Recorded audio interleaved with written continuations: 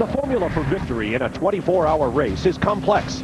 Immutable laws of physics multiplied by unpredictable human factors. Perseverance. Preparation. Teamwork. Patience. Drive. Focus. Concentration. Survival. Survival. Tenacity. Tenacity. Tenacity. Tenacity.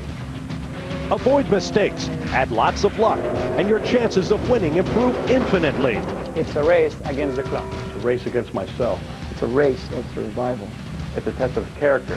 As well as skill. This is an endurance test like no other.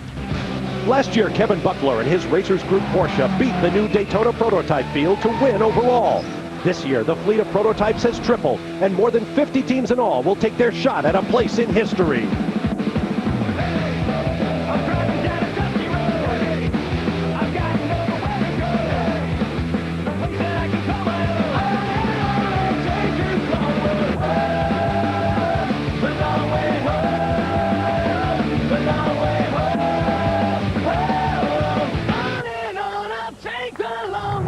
It's a long way home.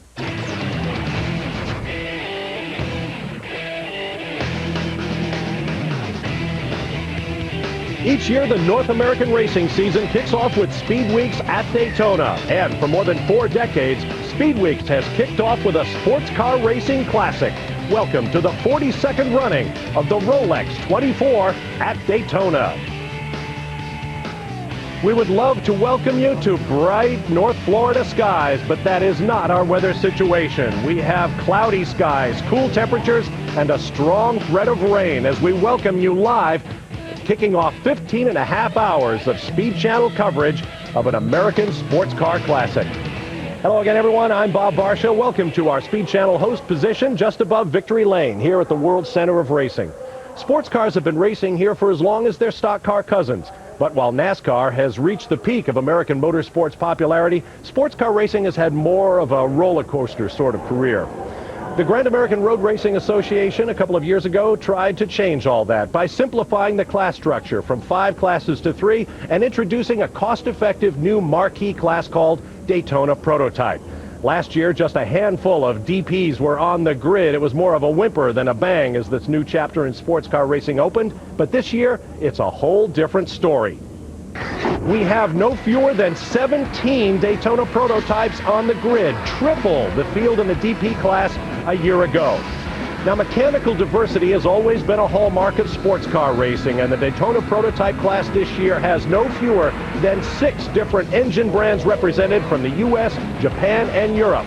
We also have some new killer teams like Chip Ganassi Racing with IndyCar star and champion Scott Dixon joining former winners Max Pappas and Scott Pruitt. We have a crew of NASCAR Nextel Cup stars on hand. Robbie Gordon has won the Rolex 24 before. Kyle Petty will make his 5th start. Jimmy Johnson is a rookie, but has Elliott Forbes Robinson as a mentor. Dale Earnhardt Jr. and Tony Stewart have also raced here before. They'll be together on a very, very strong Daytona prototype team. Last year may have been the first year for Daytona prototypes, but it produced a great rivalry. David Donahue and Didier Taze banged doors all season long. Donahue said he's not going to stand for it this year. Well, the season is about to get underway, and we will see. I mentioned Chip Ganassi's powerhouse new team. They will start from pole in their Grand American Rolex sports car debut. Let's meet one of their drivers in the pit lane with Calvin Fish. Well, Bob, as you mentioned, one of the big announcements during the off-season was the addition of Chip Ganassi Racing to the prototype ranks. They've made an immediate impression here. Scott Pruitt putting the car on the pole. He'll lead the field to green here this afternoon. But a stellar driver lineup. Mexican Jimmy Morales. He's won numerous championships down south of the border. He'll be joined by none other than IRL champion Scott Dixon, turning right for the first time in a couple of years. But no one will forget this man at Daytona, Mad Max Pappas. You came so close in '96. Really wrote your business card that year. Came back to win it 2 years ago. Give us your feelings as this long day ahead approaches. I tell you, I'm really proud to be here, represent Chip Ganassi Racing. We are doing an amazing job starting from pole position. And with Wayne Taylor on the side, reminds me in the 1996 days when we had the Taylor-Pappas battle, so it's really good. All right, Max, good luck this afternoon. A long day ahead for these boys, Bob. That there is, Calvin. Mad Max Pappas made his name here in American racing at the Rolex 24, and he hopes to come back and win it again this year. Now, I mentioned we have 3 classes in the event, the Daytona prototypes. Now let's meet the second of those classes, the one that produced last year's historic overall winner, the GT category. Last year, it was a beautifully sorted and run 911 from the Racers group that won, but this year they suffered misfortune en route to Daytona, a transporter fire, and more once they got here. We'll talk about that in just a moment. BMW is back with the Prototype Technology Group and a terrific driver lineup led by Bill Auberlin and Big Bad Boris Said. And Ferrari is back at Daytona with no fewer than 4 360 Modenas in the GT class to challenge BMW and Porsche. And we have another Italian brand here. The Trident is into North American racing, making their debut this weekend with a lightweight racing version of their Trofeo coupe. And there are 2 of them here, along with American Iron in the form of a bellowing Chevy Corvette. Dunlop is supplying the tires. Let's get down to Chris Neville. Well, Bob, you'd think things would go easier for the Racers group. 2002, they got the GT win. Last year, they got the overall. However, they did sustain that transporter fire this year en route to the track. And the team sustained over $250,000 in damage to the equipment. However, they really rallied behind the situation. They descended on Gila Bend, Arizona. They got the cars to the racetrack. The cars were not damaged. A lot of their support equipment was. They did get here, and they ended up qualifying second in the 66 car. However, due to a paperwork infraction, that time was disallowed. They have to start in the second half of the group. They will not be starting in the top 30 today. You'd think the race gods might be against Kevin Buckler this weekend. However, in the 66 car, he's got an ace in his hand. That card is, this will be the first year he's got the support of a full Porsche factory lineup of drivers. Brian Till? Well, you know, the Cup guys don't get to do a lot of road racing, Chris, but one of the guys who enjoys it is Tony Stewart. Now, Tony, the power plant may be from the same manufacturer, but it's in the wrong place. How is adapting to this Daytona prototype? It's not been real bad for me. I mean, I ran 3 years in the IRL full-time and was used to rear-engine cars or bit-engine cars, and you know, this car is really fun. I mean, Max Crawford and his whole crew back in North Carolina, they did a great job building these cars. They're very, very stable, and you know, I think it showed as quick as Dale Jr. and I were able to get up to speed, and I think our quickest laps for the weekend are between the 3 drivers are all within 3/10 of each other. So, you know, I think that we're all very, very comfortable here. One thing they're going to have to get used to, standing here in pit lane when the green flag falls, Bob. That's right, and there's a look at Andy Wallace, who is sharing that car with Dale Earnhardt Jr. and Tony Stewart. Now, the 3rd class in competition today is known as Super Grand Sport. Call it an entry-level class, if you will, but they have the possibility of doing very, very well. It's a class dominated by Porsches, and there are some very experienced Porsche teams. There's Craig Stanton, a former winner in the Grand American Cup Championship. Randy Pobst has won his share of North American Road Racing Championships in a variety of classes. And keep in mind, a Porsche 911, although a GT class car, won overall a year ago. Hoosier is the spec tire in SGS, Dunlop in GT, and Goodyear in Daytona prototype. Now the field is on track. As you saw a moment ago, we had a little problem with getting them all pointed in the right direction, but it appears that the field of nearly 55 cars is getting ready to go. And as they do, let's go up top. We'll start the race with the man who'll be on the mic for the entire Grand American Rolex sports car season, Lee Diffie, expert commentators David Hobbs, and former Rolex 24 winner Dorsey Schrader. Gentlemen. Thanks, Bob, and good afternoon to you. Good afternoon, everyone. Well, as you well know, Bob, to get through this 15.5 hours of live coverage here on Speed, you need plenty of stats and plenty of stories, and these 2 gentlemen beside me have in excess of 20 starts here at the Rolex 24 here at Daytona, and this man here, David Hobbs, started in the very first one back in '62. Let's have a look at how they will line up here today at Daytona International Speedway, and with a new qualifying lap record, it is the Lexus Riley, and Scott Pruitt did a marvelous job for Chip Ganassi Racing. In fact, that front row is blocked out with the Riley chassis cars. Fantastic effort from them, and the reigning DP champion, Terry Borchella, starts from 3. We look back at the second page, and the 5 times Rolex winner, Hurley Haywood, yep, he's going for number 6. He is in that top 10, starting from position 9. The GT pole sitter, Johannes van Overbeek, will start from position 16 in the newly formed Flying Lizard Racing Porsche. Then we go back. You see the second of the PTG BMWs there, Nick Johnson driving the 22 machine. And our newly formed class, the SGS class, 28, position is our pole sitter, Randy Popes. We're going to take you through all 53 starters. And David Hobbs, speaking of 53 cars out on this track, traffic will be an issue. Traffic is going to be a huge issue, and I've never, in all my years of long-distance racing, over 40 now, seen such a close grid. 14 cars covered by just 2.5 seconds at the top end of the field. If they all hang together, this block could move through this track all the time. Look at the track. Looks pretty simple, but turns 1 and 2. 2 really tightens up to nice little right-left kink. Turn 3, you have no camber to help you. Dust picks up really quickly there from the sand. 4 is a very fast left-hander, especially in the dark when you can't see too well. 5 is tight. 6 goes in real tight and it unwinds as you go up onto the banking and go around NASCAR's 1 and 2. Down to the chicane, about 190 mile an hour as you get there.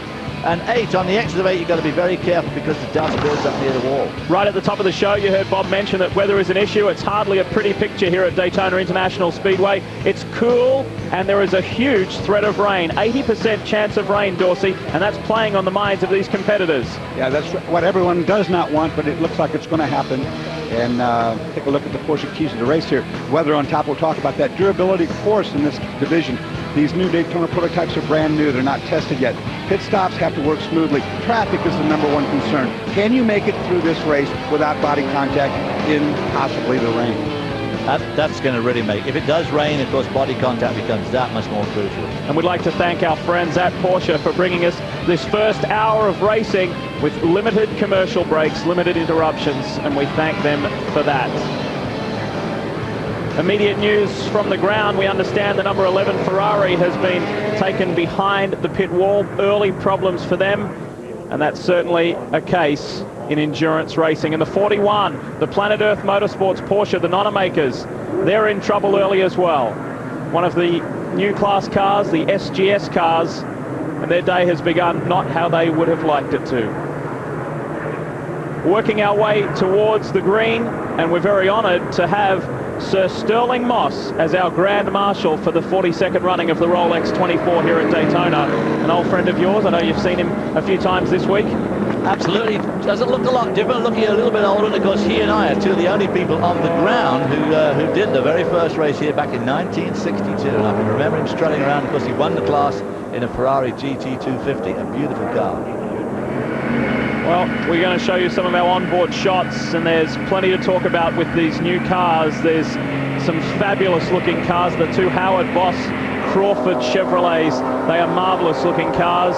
The BMWs are back, Tom Milner and his PTG BMWs, and here we go. We are underway with the 42nd running of the Rolex 24 at Daytona. Scott Pruitt leads him into the field, and already a pass down into turn 1. And it's Terry Borchella, the reigning Daytona prototype champion, who's not hanging around. Oh my gosh, don't win the race on the first corner, everybody says, and Terry Borchella went down the inside there. This is that nasty little right-left kink as you come out of that turn 1 and 2 complex down to the International Horseshoe. 180-degree corner, long, easy enough corner, but they all hug the apex, and as the race goes on, they kick up a tremendous amount of sand. Bad news with that aggressive move at the beginning was it made contact with 2 different cars already before he even got to turn 1, so that's not the way you start out. I'm sure his heart rate was very high right now. Borchella is aggressive, and he doesn't want to sit around. We saw that many times last year. His weekend has got off to a great start. He's already won the Grand Am Cup race yesterday, and spirits are high. Well, they've got to be. These Daytona prototypes, as I said, they're all very evenly matched. We've had a very short time limit over the top 14 cars. We've got about 3 seconds, which really for this type of racing is absolutely extraordinary. There it is, the Bell Motorsports Pontiac-powered Doran, the reigning champion, 6 wins in season 2003, and Terry Borchella determined to get this 24-hour. Terry Borchella had a win yesterday in a different division, so he's already started out the speed weeks in a grand fashion and wants to come away with another win. The two Howard Boss Crawfords looking good. There's David Donahue in the 58 Red Bull Porsche-powered Fab car, followed by one of our new entries. That's the Michael Shank entry, and there's so much to tell you about these new cars. That's a Lexus-powered Doran. Yeah, the Lexus, of course, on the pole. Last year they were here, name badge last year was Toyota. This year they're all going to be Lexus engines, and look for a lot for them. They're showing a lot of power, but of course we're not sure about their longevity for 24 hours. Doug Goad in the 09. Doug Goad has Robbie Gordon, the NASCAR driver, driving with him. And there is the famous 59, Hurley Hayward, the 5 times winner and race winner from last year as well, but a 5 times Rolex 24 winner. And finished second in class last year. Here they had some altercations out on track, and it cost them a lot of time. They spent too much time on pit road, and they feel they should have had a class victory last year. He's fighting for his 6th overall win. Easily the most experienced driver in this field. Before he started today's race, Hurley's competed 14,635 laps here at Daytona. And his first win came here 31 years ago in '73. Problems already for John Heinrichsey. John Heinrichsey, a very experienced driver, especially in General Motors equipment, Corvettes, Camaros, very, very experienced. One of those guys that could easily last the distance. International Horseshoe back now to the lead. Brian Till's got some information on the Corvette. Brian? It seems like early in the race, a window net problem. That's what they had to come in and fix. The problem now, speeding down pit lane. You're going to see the 24 car again. Here comes Max Angelelli, the black and yellow Riley, the SunTrust sponsored car. Angelelli has done a wonderful job so far, and this is such a new program, and he's hounding Scott Pruitt. This is NASCAR turn 2 right here. Go ahead, Rick. Absolutely. There's a lot of drafting going on here. Now, will he be able to draft him over the start-finish line? Of course, the Nextel Cup guys are used to going straight on here, but right about here, hard on the brakes, bringing the speed down from about 190 miles an hour to right at the apex, right here, your slowest spot, probably what, 60, 65? It's a very tricky corner. That's a slippery corner, and some people take that and go straight there and get their braking done. Some people take it as turn 1 and turn 2 as one corner, one big arc through there. It really depends. Oh, as he locks up the right front. There's that stand on the inside that Angelelli's going through. Scott Pruitt locking up there. You don't want to put flat spot on here on lap 3 when you've got another 23 hours and 55 minutes to go. Listen to this Pontiac Riley. Angelelli teamed with Wayne Taylor and Emmanuel Collard. Great driver lineup. Great to see Wayne Taylor back as well. He has formed this team very quickly. They're thrilled to have the support of SunTrust. And it's a pretty nice outfit. Only 3 drivers in that car, but what 3 drivers they are. Every single one of them tremendously experienced and very fast. The 93 Ferrari had a spin just a few moments ago. Luca Drudi on board. Here is the replay from one of the Team Arsco cars. Oh, well, he tried to put his nose in where his nose wasn't wanted. The guy was already there, was committed, was apexing the corner. He tried to go down the inside. A very ill-advised move, even in a sprint race, in a 24-hour race, not to be... Actually, he's pretty lucky that he didn't do any damage to either of them. Yeah, to either. He was right. And the other guy got away with it scot-free, luckily for him. The onboard shot that we showed you from the Arsco Porsche. We're going to track those guys as this battle intensifies. Max Angelelli desperate to get past Scott Pruitt, the reigning Trans Am champion and former winner here in the Rolex 24. It's still Borchella up front, then Pruitt you can see up ahead in the Lexus-powered Riley. Then you ride with Max Angelelli. Wallace and Leitzinger round out the top 5. Wallace is right behind Angelelli. I think Angelelli is being held up slightly by Scott Pruitt here. And there you see in the number 2 car, you see Andy Wallace, one of the most prolific winners of long-distance races. 2 at Le Mans, 3 here, 3 at Sebring. Mind you, Scott Pruitt not exactly come up short when it comes to long-distance wins. There's actually 2 schools of thought talking to these drivers. Some of these guys think they can run in sprint fashion for the whole 24 hours. Scott Pruitt, on the other hand, said that's completely ridiculous. There's no way your car's going to finish. I'm going to conserve my car and drive it at a pace. And I think that's what he's up to. Well, you know, he's right, and yet at the moment, modern sports car racing has evolved so much. Here he goes, down the outside. Well, down the inside there, into that turn 6. That's where we saw the Ferrari make the ill-advised move. Scott Pruitt, being somewhat more experienced than the white car there, gave him racing room. And watch for Wallace. Andy Wallace is right on the back of this car now. You're riding with Scott Pruitt. He gave Toyota its first champ car pole back in 1999, and he claimed Chip Ganassi Racing's and Lexus first pole here as well. Here comes Andy Wallace. You're right on board the Crawford now, and Andy is up into 3rd. Yeah, Andy Wallace, as I say, very experienced. Of course, Max Crawford also This is really his first foray into big-time car manufacturing. The Crawford's been looking good all weekend. This is the car that you'll see Tony Stewart and Dale Earnhardt Jr. drive later today. And remember, our coverage here on Speed is live right through until 9 p.m. Eastern tonight, and then we'll rejoin you tomorrow morning from 6 in the morning. Of course, this Crawford group is a real family group now. Obviously, Max Crawford, who designed and built the car, his wife Jan is always there with the team in the pits. Their daughter is the aerodynamicist, and she is engaged to Andy Wallace. So this is lock up there from Andy Wallace. Steady boy, don't go locking him up. You know, Andy from Suburbia, you know, talks all that, you know. He has been a major part of the development of this car, not only for the two Howard Boss Motorsports cars, but also Doug Goad, Spirit of Daytona. And speaking of Goad, here he is in the 09.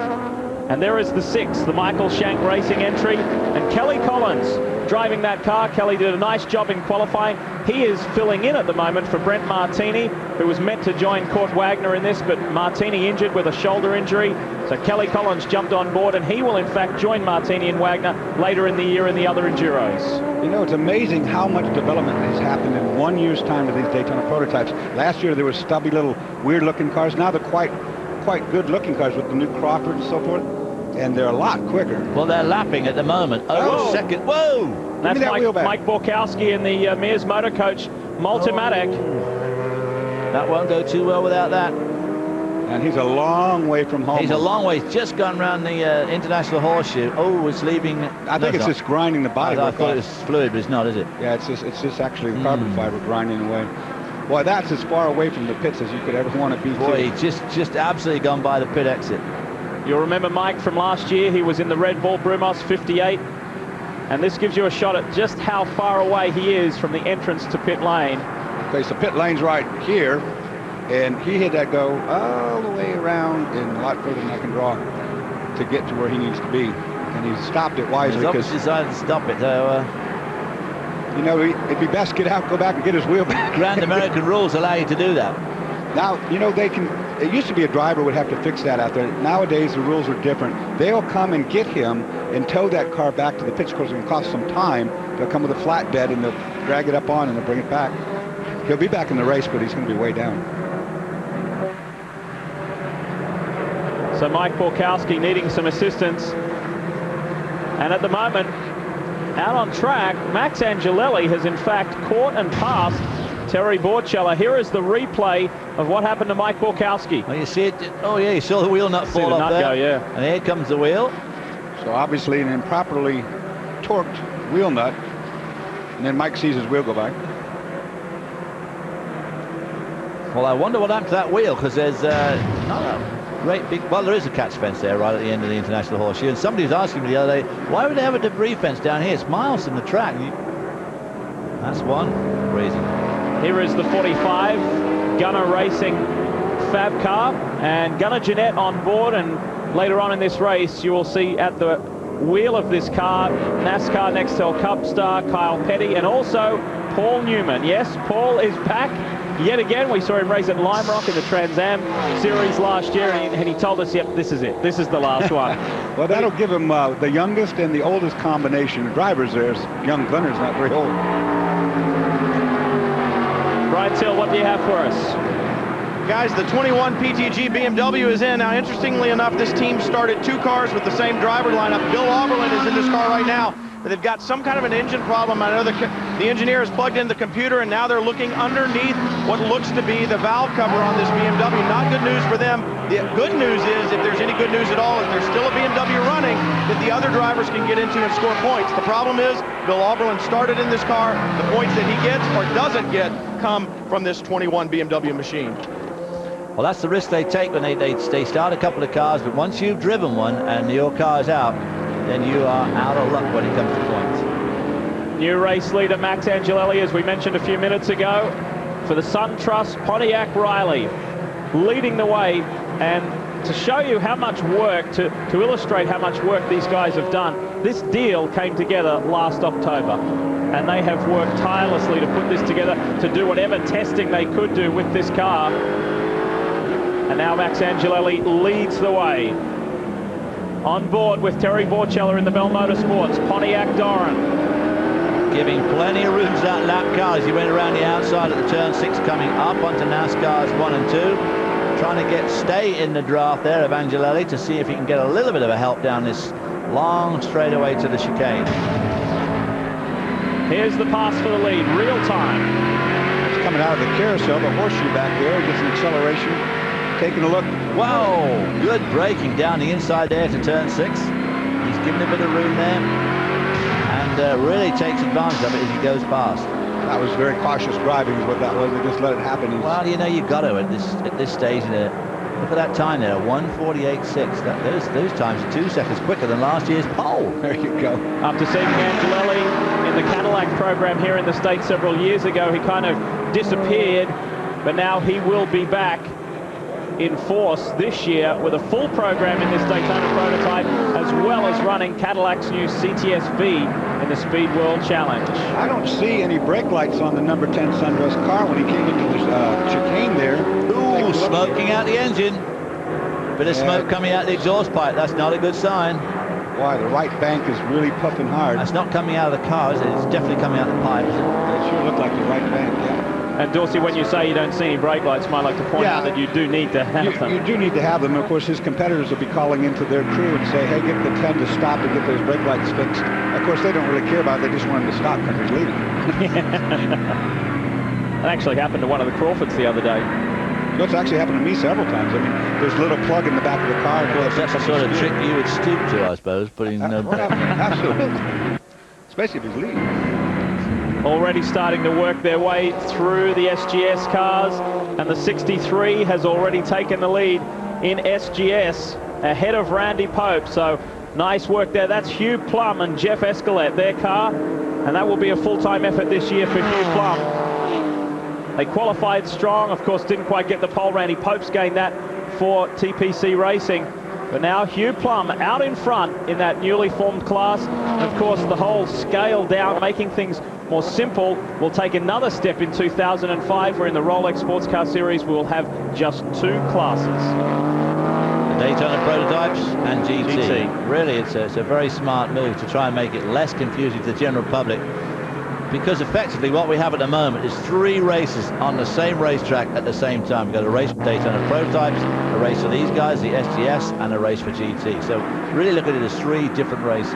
We have David Hobbs up here in the booth along with Dorsey Schrader, in excess of 20 starts here at the Rolex 24 Hour. If you would like to email them any questions, just go to the link at speedtv.com. Send us your questions. It comes right here into the announce booth. And there's a very important man in motorsport. Chip Ganassi, his car is currently 4th. We'll be back.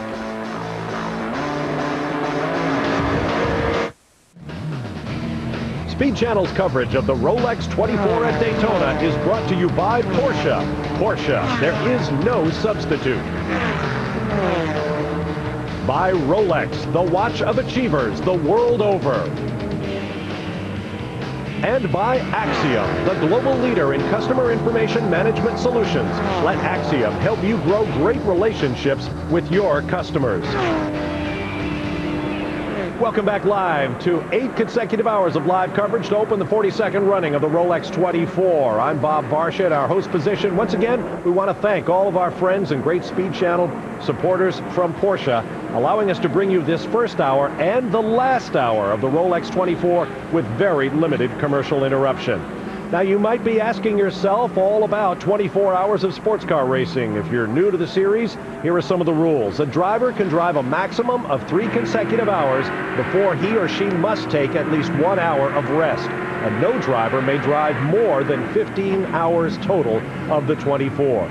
As for the car, the crew can replace everything on it except the engine block that it started the race with, its chassis, or a unibody shell in the case of unibody cars. And the clock continues to run no matter whether we are green, yellow, or even under a red flag. And that has happened in the past here at Daytona. Now there's our race leader, the SunTrust Pontiac Riley, in the hands of Italian Max Angelelli. But you see that right front damage, driver's right that is.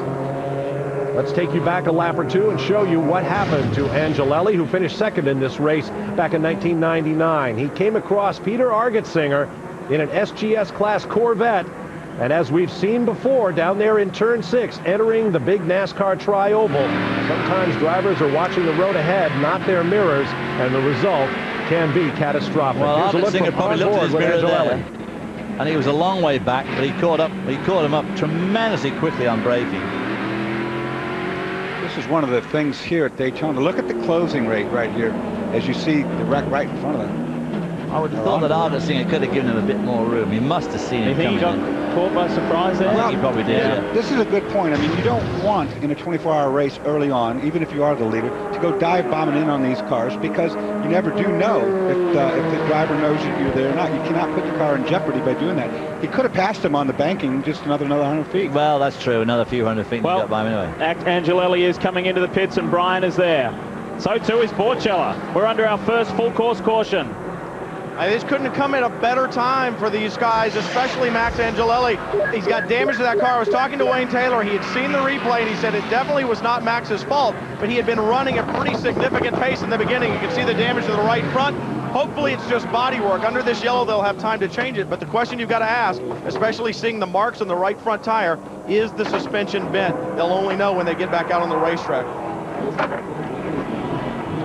Wow.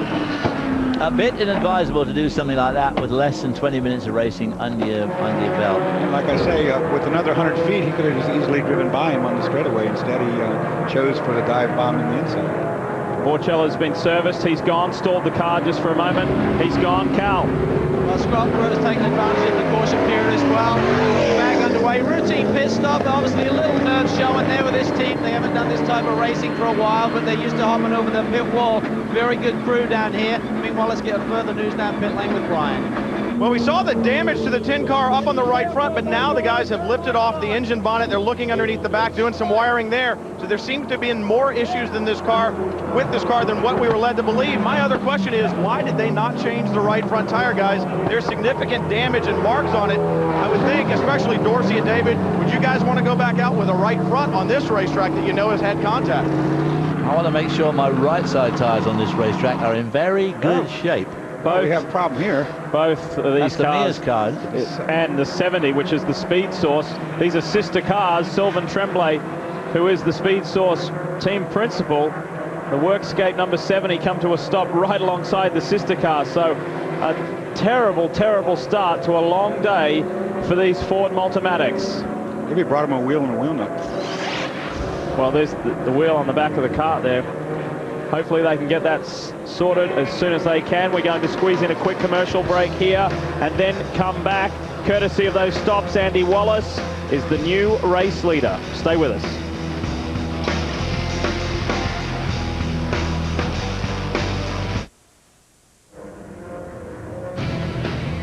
Welcome back live to Daytona International Speedway and the Rolex 24 Hours of Daytona. We are live until 9 p.m. tonight Eastern Time, and then tomorrow morning, Sunday, we'll be back at 6 a.m. Eastern to watch the sunrise together and see the conclusion of the 42nd running of the Rolex 24.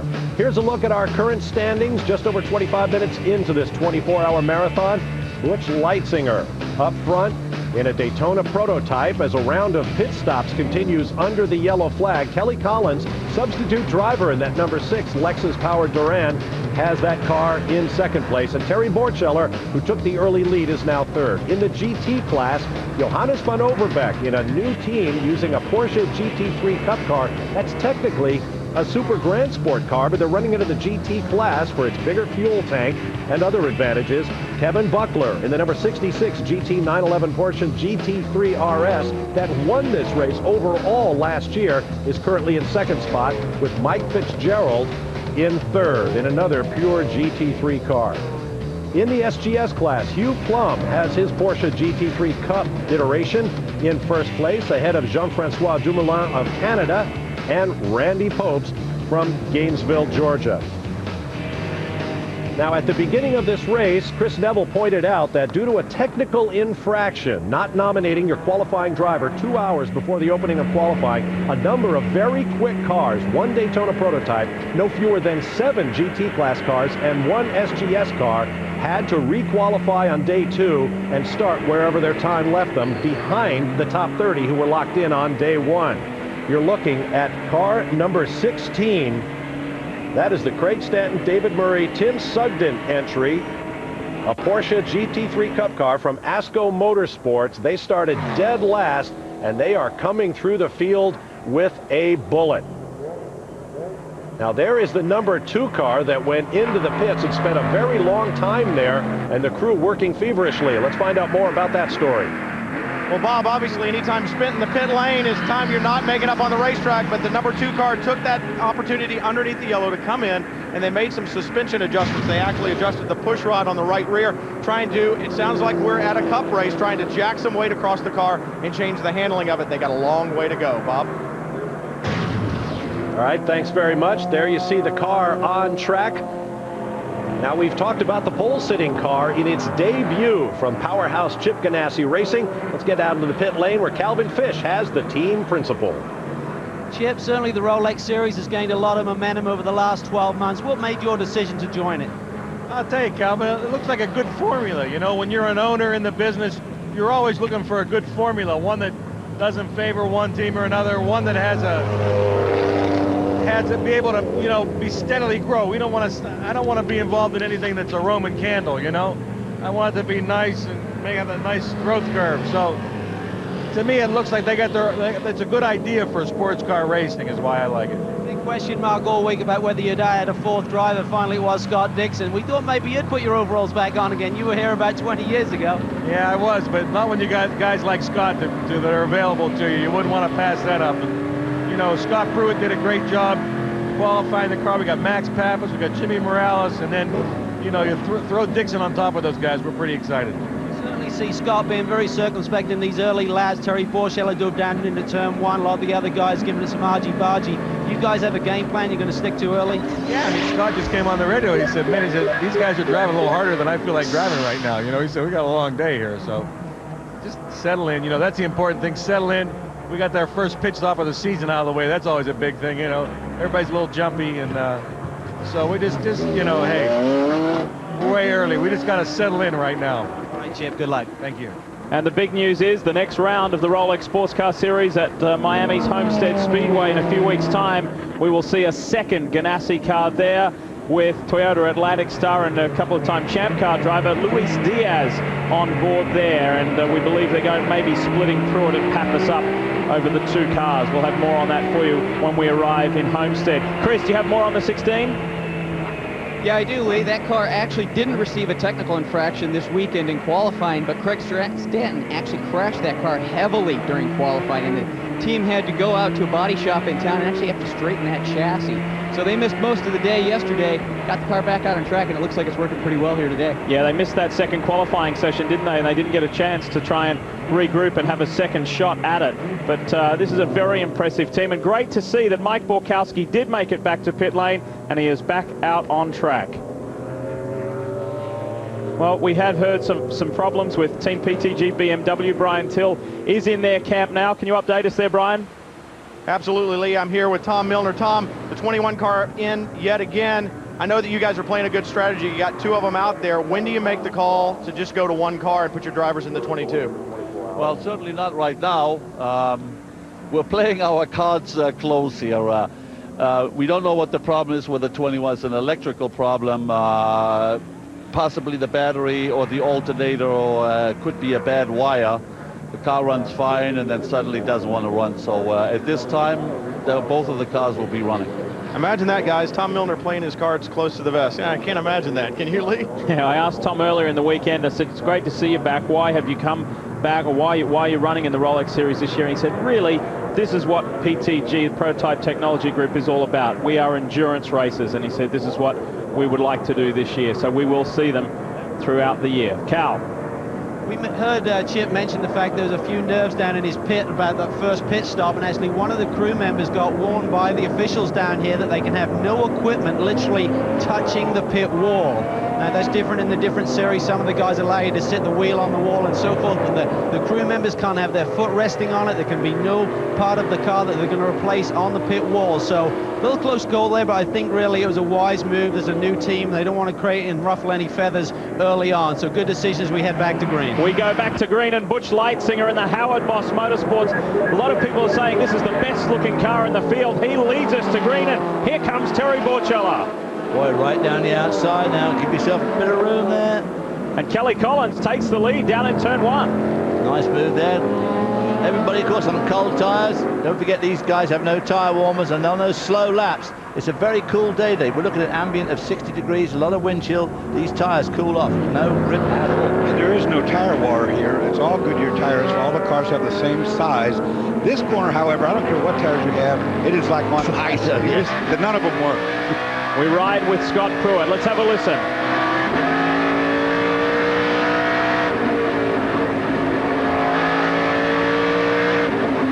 Whoa, that's Craig Stanton.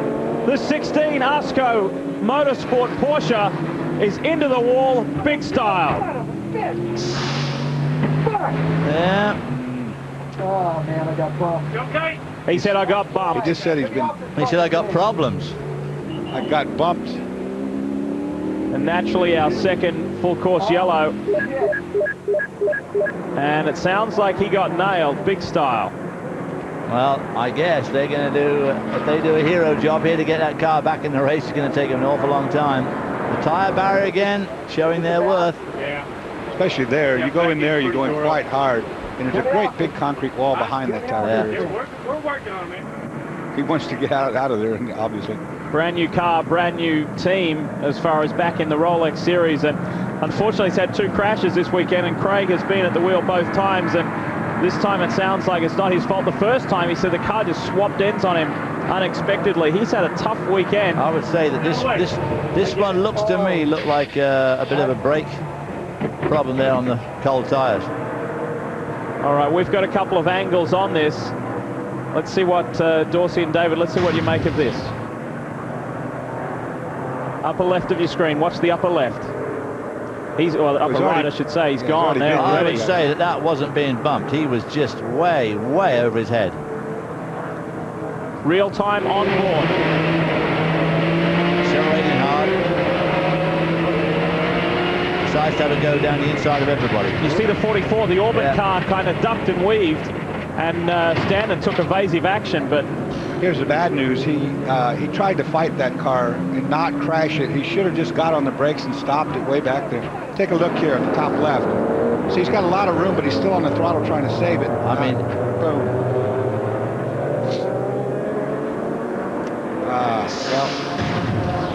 I mean, yeah, the guy did jog out in front of him, but that's what happens when you try and particularly in that win corner. the race in the first couple of corners. Exactly.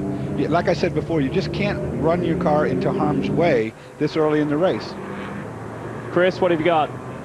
Well, I checked in with these guys down here. Now, they're saying that the Orbit car did get into them and put him in the car. And Craig is out of the car right now. He's checking it over to try and see what type of shape the car is in. Hopefully, they can get it back to pit lane and try and get things fixed down here. But right now, these guys are hanging their heads pretty low because of this weekend is definitely not going the way they expected. No, they tested very well. In fact, they left the Daytona test the quickest in the SGS category, and they had high hopes for victory this weekend. So they sort that out. We're in our second yellow. And Collins pitted, so we have a new race leader. Butch Leitzinger is back on top from Borchella and Pruitt, your top 3. We're going to take a quick break. We'll come back and hopefully we can get this thing wound up, and we'll go back to green, back to racing.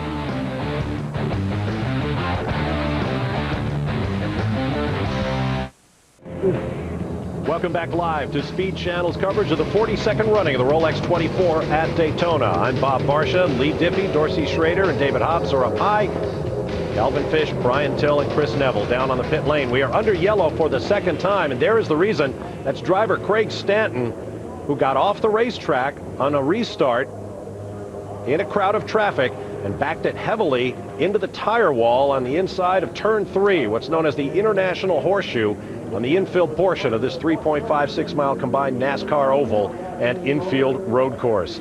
Looks like the car is relatively undamaged. Here's another look, top left of your screen. Here comes Stanton, already off the road, on the grass, unable to slow down that Porsche, and he backs it in hard. Fortunately, the tire wall did its job. The car looks substantially undamaged. Now let's go on board in real time with Craig Stanton.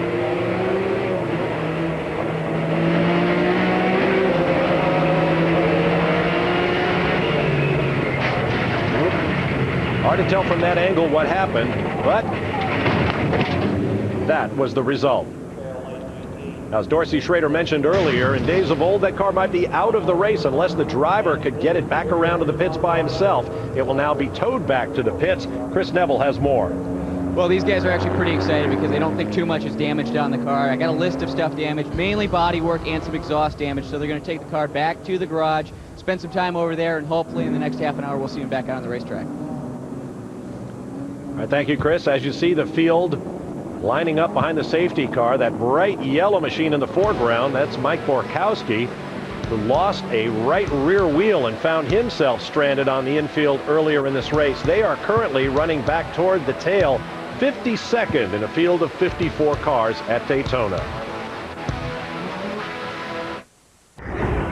Back live at Daytona, coming to the end of hour one of the Rolex 24 at Daytona. Let's take a look at some of the highlights. Scott Pruitt started from pole for team owner Chip Ganassi, but that silver and yellow Daytona prototype of Terry Borcheller, the reigning series champion, wanted the lead early and took it into turn one.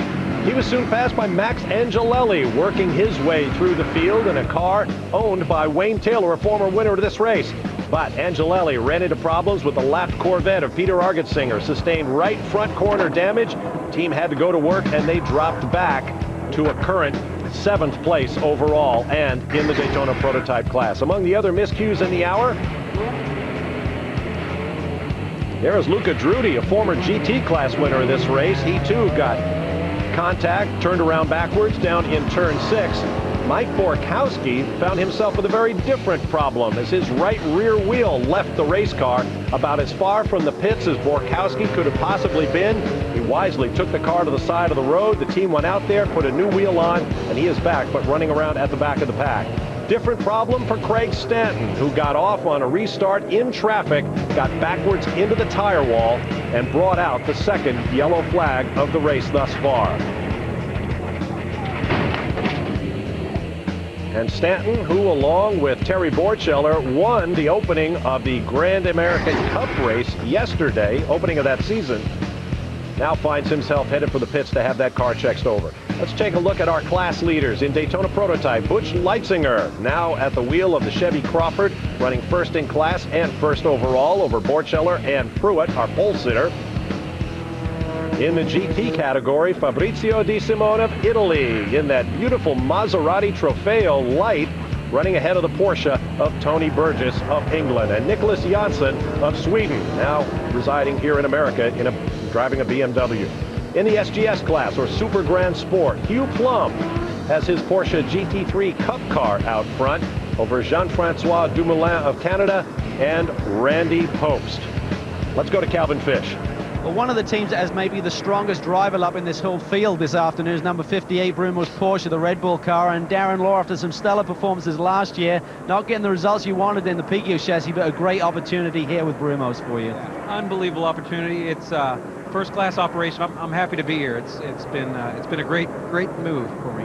Talk about the weather. Big threat of rain overnight, particularly. Any compromise on the setup as we go back to green? Not really. It's tough. We're hoping it doesn't rain, but we're just going to deal with it if it does. Okay, well, we got Sasha Massa and Lucas Slur in the car, along with Darren, so they've got a good chance here this weekend, Lee. Yeah, look at Borcheller round up Butch Leitzinger. Terry is stopping for nobody today, no matter how long this race is. So he gets the Bell Motorsports DP back out in front, followed by the Howard Boss car. Scott Pruitt is in third. There's the Ganassi car. And then you see David Donahue for the first time in the Red Bull 58. The two-time winner last year, rather three-time winner last year, I should say, in this opening season for Daytona Prototypes.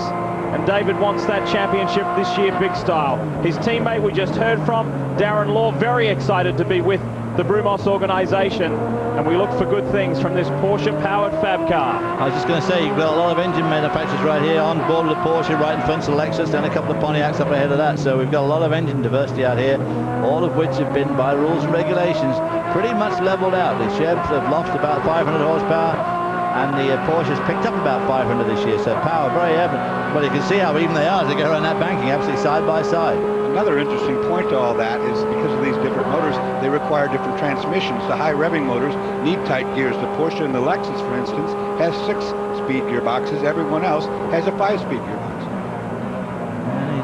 And there's the engine manufacturers that will compete, that are eligible to compete in this Rolex Sports Car Series.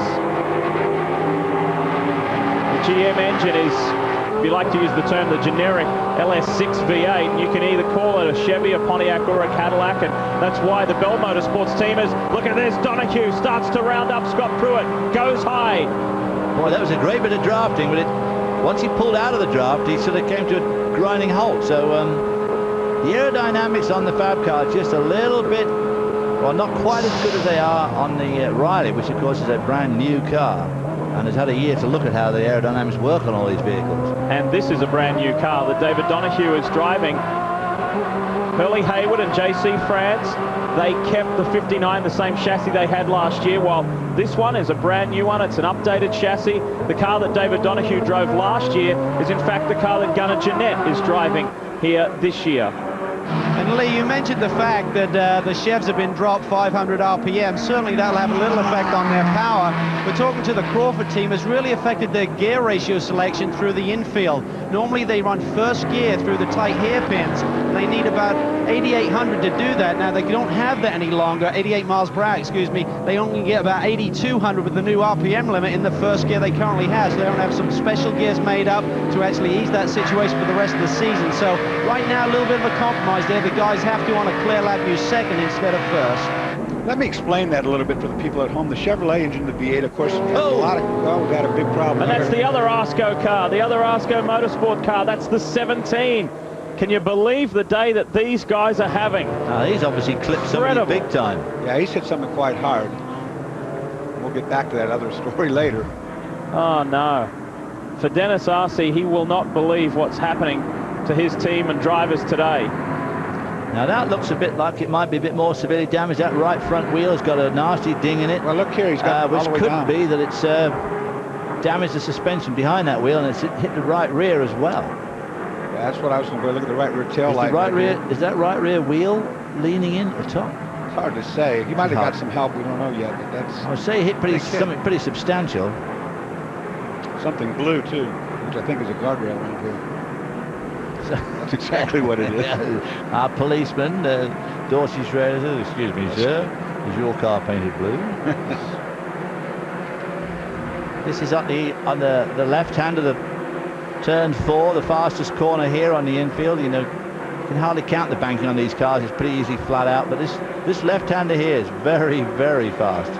Here's the replay of the incident as our leader comes by. Oh, no. Dear. Oh, yes, definitely guardrail. That, look at this in real time, because that's the fastest corner on the infield and the scariest corner to take. Gosh, I would say he probably did get tagged coming into the left-hander. Look at the corner workers behind this barrier, have no idea right here. Didn't even know that car was coming at him. Well, Chris is down in their camp. Let's hear from the team owner. Dennis, we're in the first hour and you lost the 16 and the 17 car. What's going on out there? Well, there's a little mayhem going on out there. Both cars have been hit. We're a little doubtful as to exactly what happened to the 17 car, although he is in the wall out in turn 4. The 16 car got hit by one of the Orbit cars and went tail first into the turn 3 tire wall. It's in the garage now getting repaired. And I guess we just got it started. It looks like a kind of a carnage race, and maybe we'll be out of there and back up front while the other guys are doing the same thing later on. I don't know. Well, we hope to see you guys back out on the racetrack. Back to you, Lee. Yeah, a guy who's been around this sport a long time as a driver and as an owner and has done great things. It's wonderful to have him in the Rolex series. I raced against Dennis Arce nearly 30 years ago. A couple of old coots together. Look at those corner workers, guys. They had no idea whatsoever. That one just looking at. So it's been a rather unsavory start to the day for the Asco Motorsport team. Meanwhile, Terry Borcello, the reigning champion, leads the way. We'll be back.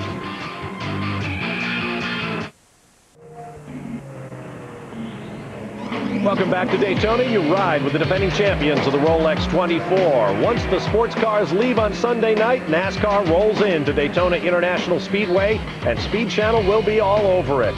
Friday, look for a shootout practice, the Bud Shootout for last year's pole winners and former shootout winners. We'll have practice coverage live at 3:30 p.m. Eastern Time, and again at 6:30 p.m. Eastern, live only on Speed Channel.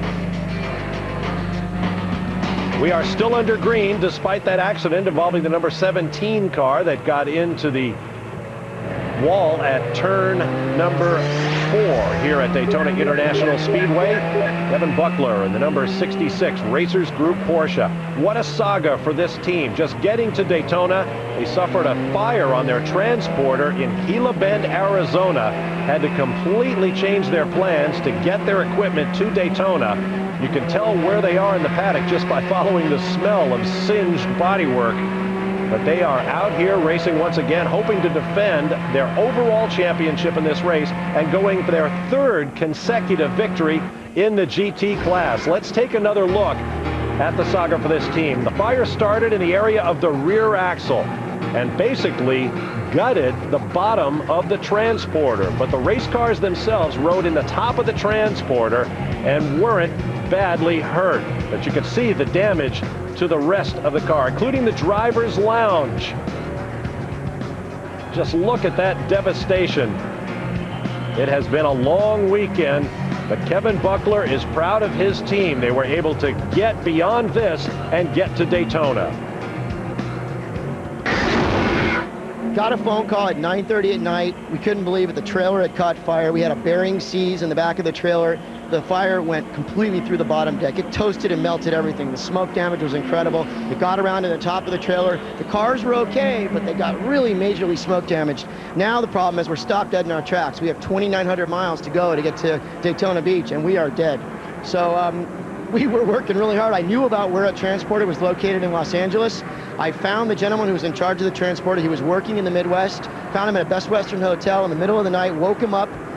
We made a deal on the trailer over the phone. My wife had to go in early. We had a credit line against the business. We got a cashier's check initiated, and my wife had to actually meet the new truck driver on the side of the road with the check, going to the airport to go down and pick up the new transporter and tractor. They drove overnight to Phoenix. They offloaded all the salvageable stuff and hightailed it here and made it Wednesday morning. Once we got here, when we dropped the back of this tailgate, it smelled so bad. It was the worst case of campfire you've ever seen in your life. Our new mascot, the Phoenix, rising from the ashes, will hopefully be proud at the end of the weekend. So. What an amazing story. And then, as we mentioned earlier, they failed to nominate their qualifying drivers in time, had to start toward the back of the field, but they are marching forward. And there is the proud owner of Racers Group, Kevin Buckler, former winner of the Porsche Cup, given to the most successful privateer Porsche racer worldwide.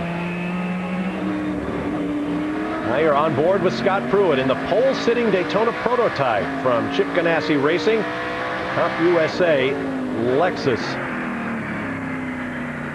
Now this is Andy Wallace in the number 2 car, beautiful Crawford prototype. There are 7 approved chassis builders in Grand American Daytona prototype racing. 6 of them represented in today's race, a total of 10 chassis engine combinations in all. On board the 09, Doug Goad currently behind the wheel. He is the car co-owner. Robbie Gordon will be behind the wheel. Robbie loves to come back and do his road racing, and he is very quick in this car. Now on board the number 10 with Max Angelelli still behind the wheel. Angelelli finished 2nd overall in this race back in 1999 with Wayne Taylor, who was a former overall winner of this race. And Wayne Taylor this weekend starts his 24th 24-hour race. Now here's a different view, a suspension cam on board the Daytona prototype being driven by David Gaylord. That is a Ford Multimatic, the only Canadian chassis builder in the Daytona prototype class. You watch the rear suspension rockers at work.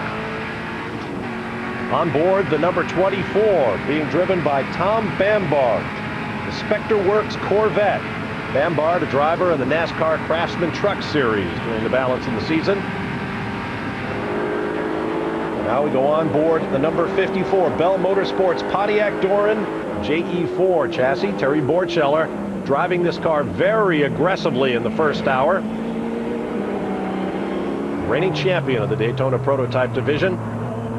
Now on board the number 58, a Porsche-powered fab car with the classic Porsche flat six horizontally opposed engine. Basically the same engine being used in the GT class 911 GT3 RSs, making about 435 horsepower.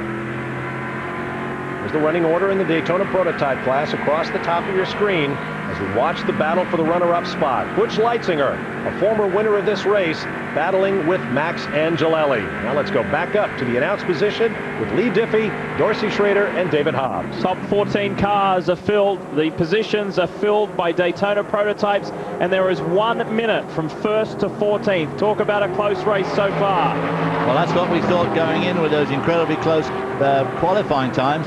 And here goes Angelelli down the inside now of Borchler in the 4 car. Sorry, that's Leitzinger's car going down the inside of, and not far behind them now lurks Didier Tays, who came from almost dead last in the 27 car. Battle of the GM power here. The car ahead is badged as Chevrolet. This is a Pontiac, and the difference is the chassis. Here comes Angelelli. Great braking move. Takes over second spot in the SunTrust Riley, ahead of the Crawford for Howard Boss Motorsports. I'll tell you what, Angelelli on the brake. There's smoke again. That smoke is still coming out the right bank, but have you noticed on braking is his absolute key thing? I mean, boy, he's got but large remember, attachments or something. He lost the nose with that braking maneuver once already, does he? I know, you know, the funny thing about this, these guys are being so aggressive. All you have to do is stay within the lead lap anywhere. It's 3.5 miles around this racetrack. If you're on the lead lap, you got 22 hours to go. You're going to get a caution. It doesn't make any sense to run this hard this early. Big lock up from David Donahue there, heading into the right-hander. He's able to recover from that. The order is Borcheller, Angelelli, Leitzinger, then Donahue, and it's Scott Pruitt in the top 5 from Didier Tays. Keep in mind, Tays started 31st after failing to hand in their paperwork for qualifying. He's flying. Back live at Daytona, there is the defending championship Porsche 911 GT3 RS in the hands of Kevin Buckler. Former overall winners at the Rolex 24 at Daytona, now making his way through the garage area to get that car fixed. Moments ago, while running 6th in the class, threatening to break into the top 20 overall, Buckler had a problem. Let's take a look. Down into turn 1, across the grass, right rear tire down. Did not hit anything. Now in real time, let's listen.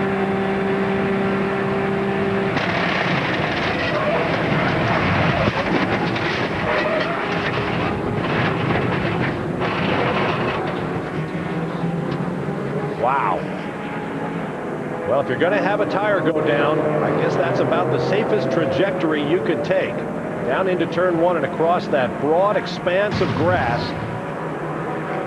And the crew goes to work. Now, Buckler did a very smart thing. Instead of trying to limp that car all the way around the racetrack, he drove it to the back of the paddock, then turned across the track and into the garage area, cutting off virtually the entire lap. Let's go to Brian Till. Well, the car is in significant damage when that tire went. It just turns basically into a big saw. It did a lot of damage to the bodywork. You can see Kevin Buckler is looking at the right rear of the car, and it also damaged the left side also in that spin. Timo Bernhard has gotten in the car. Buckler is out. Bob? And Bernard, like Kevin, the reigning champion here at the Rolex 24 at Daytona. 63, it's the day done for those guys. We'll have to wait and see. They've had such a successful start. Hugh Plum was leading SGS for the majority of the time. That now goes to Randy Pobst in the TPC car. But these guys were up as high as inside the top 10 after those first round of pit stops. And we'll try and update you on that 63 situation. You're looking at the Racers Group Porsche here.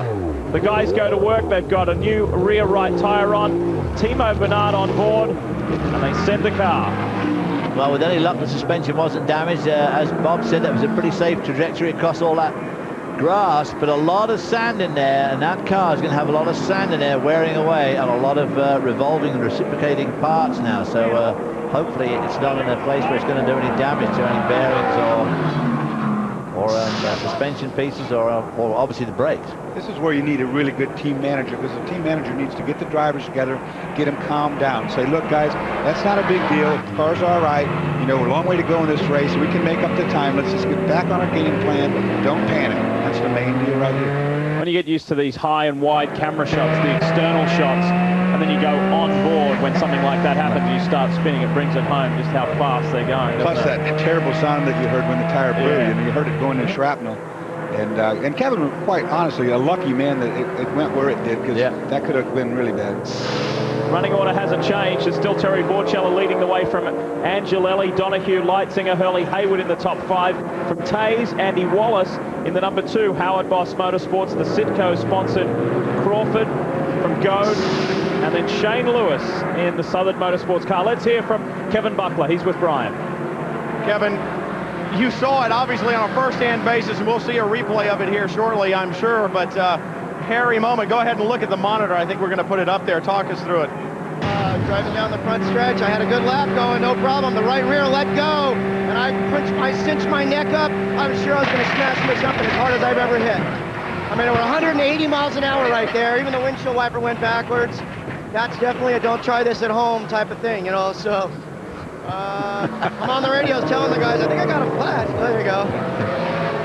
Any sense at all, any warning that it was going down? Just popped. It just popped. You did get the car back over here. You had a chance to look at it before they got Timo in and out. Any ideas on whether it's damaged? One of the good things about having been here so many times, I knew all the back routes.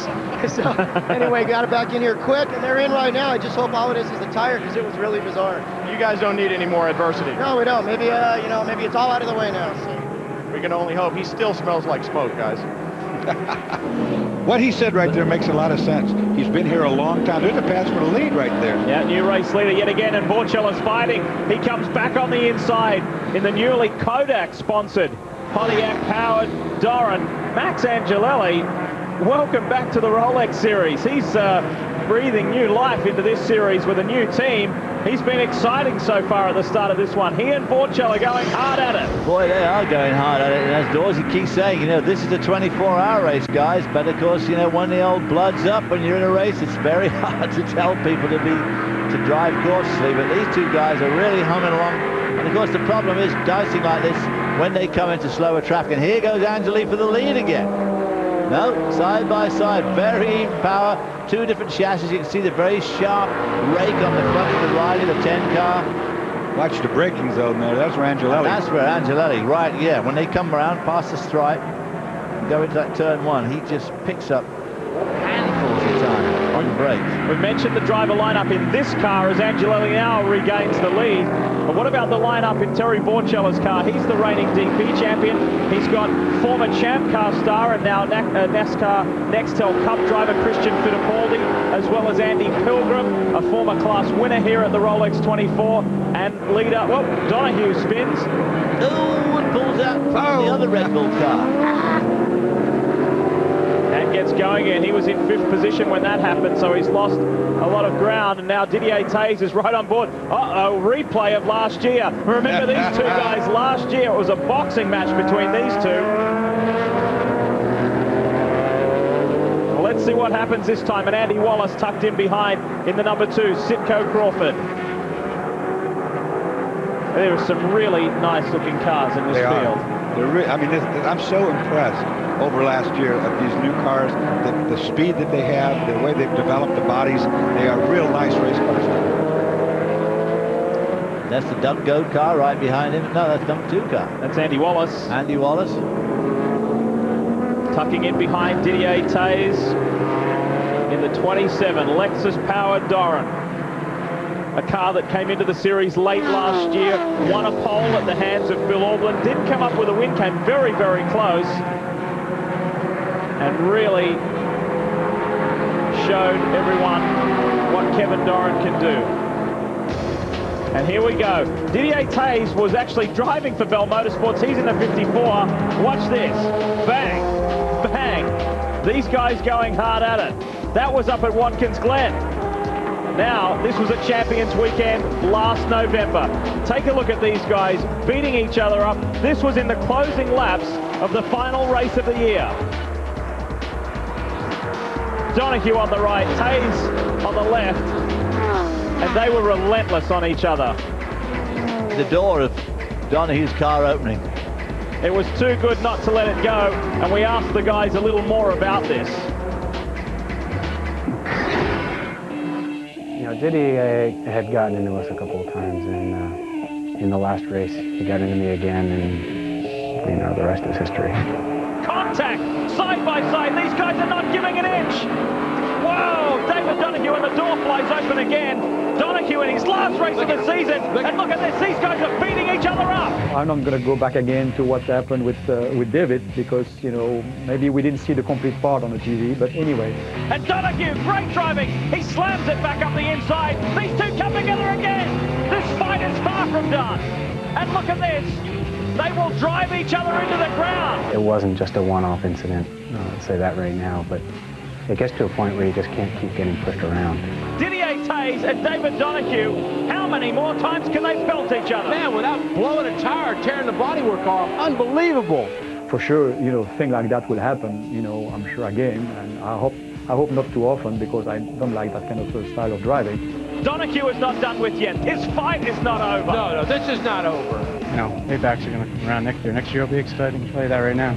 I took the bad guy kind of scenario coming away from that whole deal, and you know, so be it. I don't want to be pushed around all year long. I'm not going to stand for it anymore. My team puts too much effort into it.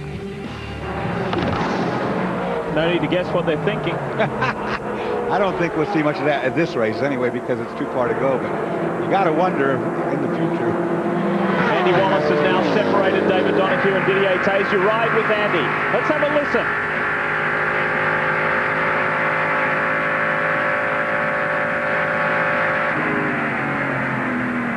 Rounding the Porsche-powered Fab car up nicely, so Andy Wallace jumps up into the top 5, continues his forward surge. It's still Max Angelelli up front for SunTrust Racing, but this man, Andy Wallace, the 3-time Rolex 24 winner, he's on a surge.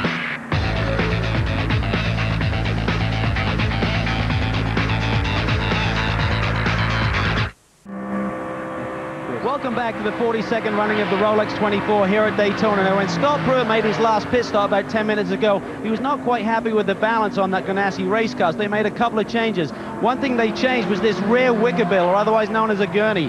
It actually has an effect on the rear downforce on the car. They went to a slightly smaller one. We understand that Scott had a bit of push in the car, so going to a smaller rear gurney will loosen up the rear end a little bit. They also made a tire compound change. Now, there's 2 tire compounds available from Goodyear. One is the softer 370, and this is the harder 480, and they went to the 480 compound, so they're switching to a slightly harder compound. They believe it's more consistent and has a better balance. When you look at this team, they've won 4 consecutive kart championships. They're the current IRL champion. There's a reason for that. They're prepared. They did 15 hours of testing at Phoenix. They tried to break the car. They couldn't, but they were really ready in case anything happens. Look at all the bodywork that's ready around here in pit lane. They've also got a quick change rear end. They can change the gearbox in under 20 minutes, they believe. And they also have a revolutionary new quick pad setup, which we'll show you a little bit later in the show, for performance friction. So there's a reason these boys win championships, and it's all about preparation. Brian Till? Well, Calvin, down at SunTrust, they're setting up for a pit stop. Angelelli will be bringing the car in shortly, and Wayne Taylor will be getting in.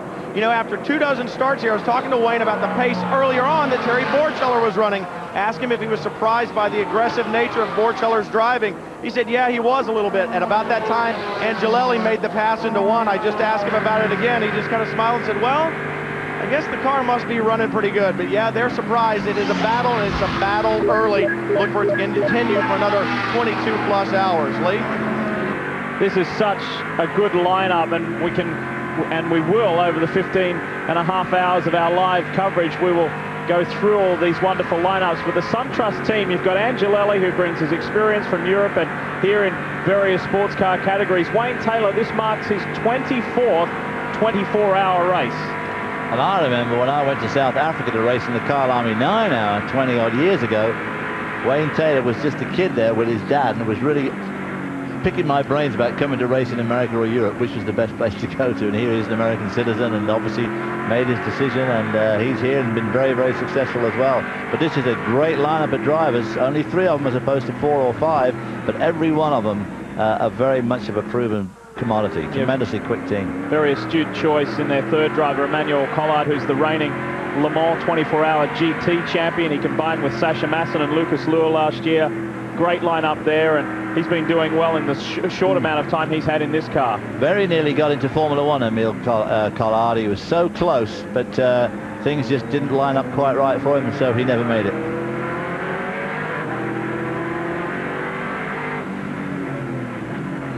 Max Angelelli working his way through some of the GT and SGS cars. Incidentally, Mike Fitzgerald in the Orbit Porsche for 44. He leads the GT class. The 16 car is back out on track, thankfully, and Dave Murray is on board this car. One of 2 cars for Asco Motorsport.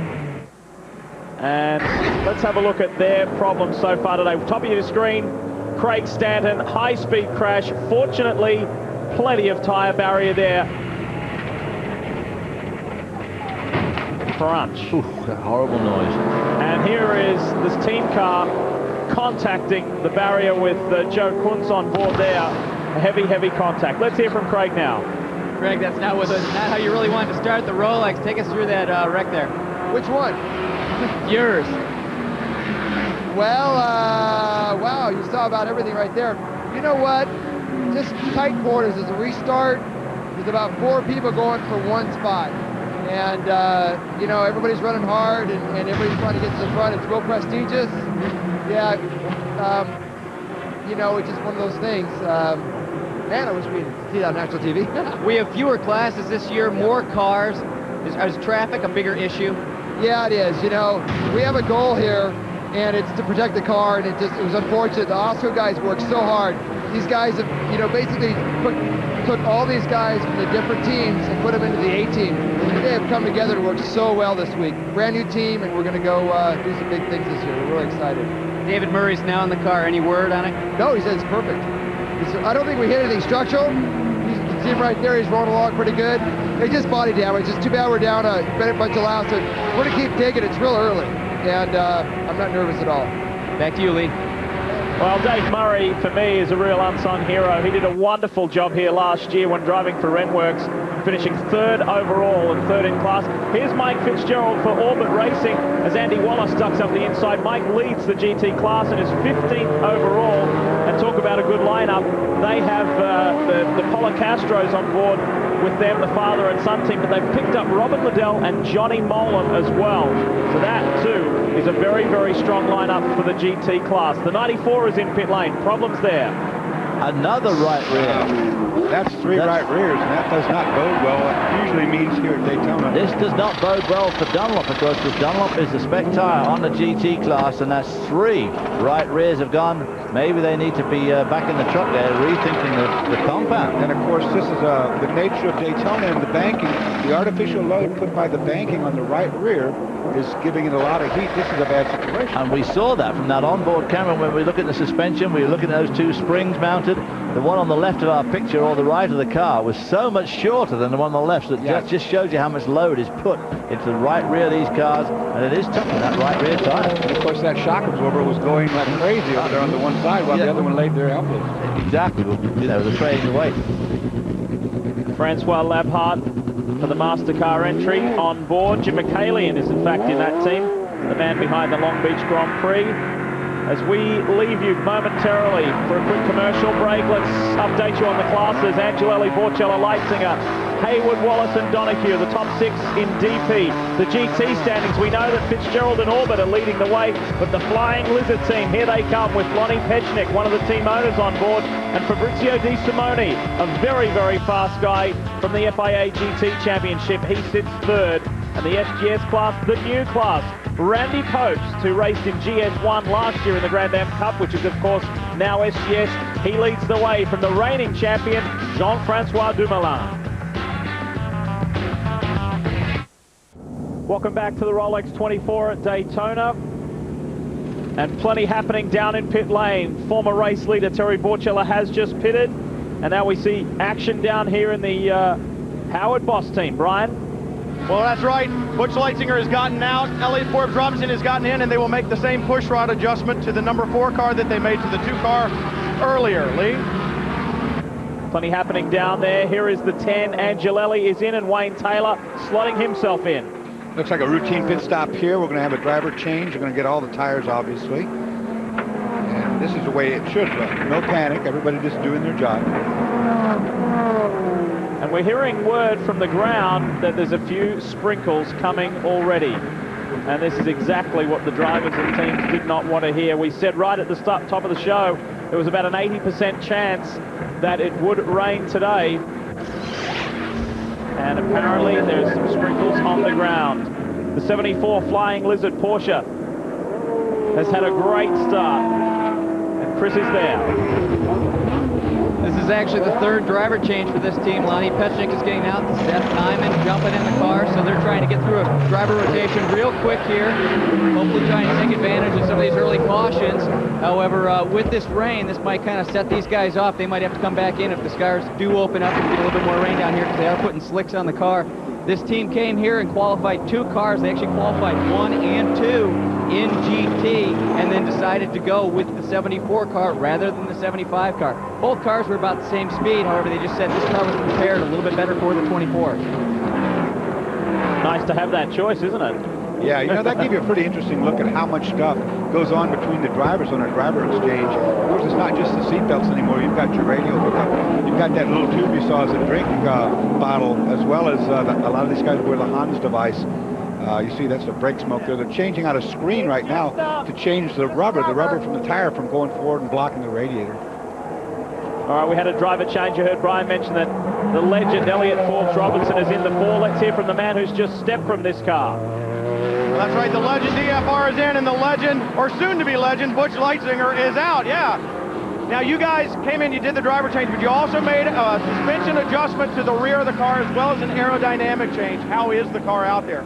It's okay. We went a little bit too late on the downforce, so it's under braking it moves around quite a bit, and in the faster kick it steps down a bit, and it's just not really comfortable to drive right now. So we went up a little bit on the rear wicker to give it some more downforce, and the other thing was that the front crossweights were out a little bit, and it was blocking the inside front going into the first turn if you got on it pretty hard.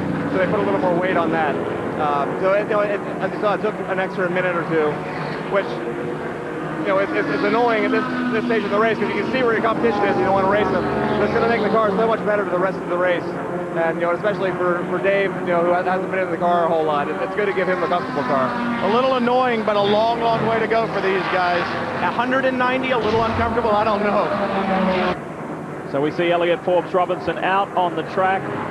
2-time winner of this event, and it's great to have him back. Back to that weather situation. Things are not looking all that pretty here at Daytona Beach as far as weather goes. And apparently there are a few sprinkles. Naturally, before the race, a lot of concern about the rain coming here in this 24-hour event. We decided to eavesdrop on a few of the drivers' conversations. I told Tony, normally you go 2 whole revolutions to the rear on the brakes when it rains, but I would do it 1 at a time. I think you got to do on this deal too, you got to turn it past because it'll spring back. Yeah. So you got to go past and then come to it. Okay. And obviously it doesn't work if your foot's on the brake. So you get to do it with your foot off the brake. It seems it's going to rain after it doesn't, and I think it's okay. Who's going to hold on? Oh yeah, I do. We'll hold on for a while. He's going to hold on for you for sure. Yeah, we'll be okay. When I come in, This weather reminds me of 2001. I know. Unbelievable. I know. I hope we don't get 14 hours of rain, man. Thanks, David. Thank you. Oh, look at this. Kevin Buckler with another flat right rear. While we were away, there was another. This is the 5th now flat right rear Dunlop. In the GT class. In the GT class. So they have a big problem there. Let me explain to the people at home what Dale Jr. and Tony were talking about with Andy Wallace. They were talking about turning the brake bias when it rains toward the rear. The reason for that is when you brake in the dry, you brake quite hard, and all of the weight goes to the front end of the vehicle, so the front brakes do most of the work. However, you know, in the rain, you can't brake that hard, so it has too much front, you have to go rear. As we look right here at that beautiful Maserati, who's got a cone stuck right there in the radiator in it. One of two of these fabulous new cars, these Maserati Trofeo Lights. This is the Ferrari of Washington entry, the 33. Glenn Marquis in charge of this team, the man who helped Kurt Wagner and Brent Martini win the GT championship last year. They've switched from the Ferrari to the Maserati. Of course, that dealership sells both Ferrari and Maseratis. That's why they've decided to race this one this year. And this car, talking with their rivals, the Risi Competizione team principal, Giuseppe Risi, he said they really feel this car will be great for next year's rules and regulations in the Rolex series, but they decided to bring it out and kind of get a year's development on it. Yeah, and look who's leading here. Hurley Haywood leading this thing, and of course he is the most experienced driver and the most winningest driver at the 24-hour Rolex. And Hurley Haywood comes up on the SunTrust Riley, and just up ahead, Elliott, Forbes, Robinson. There was a late substitution of the fourth driver in this car. Sadly, Scott Goodyear was unable to start this race. That wasn't a last-minute thing, but it certainly was several days ago. Whilst playing ice hockey, he sustained a couple of broken ribs, and a last-minute replacement, they called in the reigning GTS Rolex Series champion, Tommy Riggins. Jacksonville-based team, Jacksonville-based driver. They were pleased that Tommy was on hand to step in.